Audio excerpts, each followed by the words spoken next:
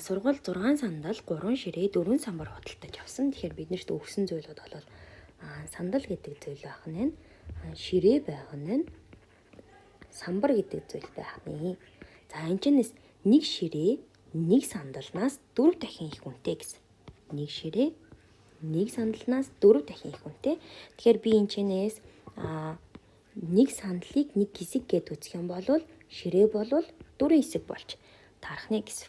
За гэтэл дахиад юу гэсэн бэ гэхээр нэг ширээ нэг самбарнаас 2000 төгрөгөөр илүү үнэтэй.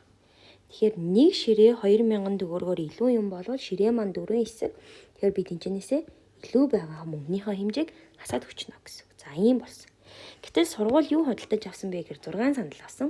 Тэгэхээр нэг сандал чинь нэг хэсэг юм бол 6 сандал бол 6 хэсэг үнэтэй болно. 3 ширээ гэсэн. Тэгэхээр нэг сандал бол нэг ширээ бол 4 хэсэг юм бол 3 ширээ гэхээр 12 хэсэг болж таарна. 4 самбар худалдаж авсан. Тэгэхээр самбар бол 4 хэсэг гэхээр чи 16 хэсгээс 2000 чинь нэг болгонд л 2000 хасагдаж байгаа юм чинь 4 самбараас биднэрт 8000 төгрөг хасагдаж таарна гэсэн. Тэгэхээр энэ хэсгүүд бол нийтдээ өөрөө 60000 төгрөгтэй тэнцүү байх нэ.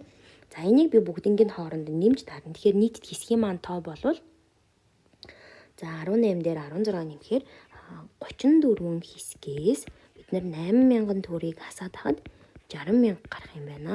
Тэгэхээр би энэ хасагдж байгаа 8000 маань хоошоо гарахаараа нэмэгдэж таарна. Тэгэхээр 60000 дээр 8-ыг нэмэх юм бол 68000 гарна. Эндээс нэг хэсэг болвол 2000 төгрөгийн үнэтэй болж таарна гэсэн.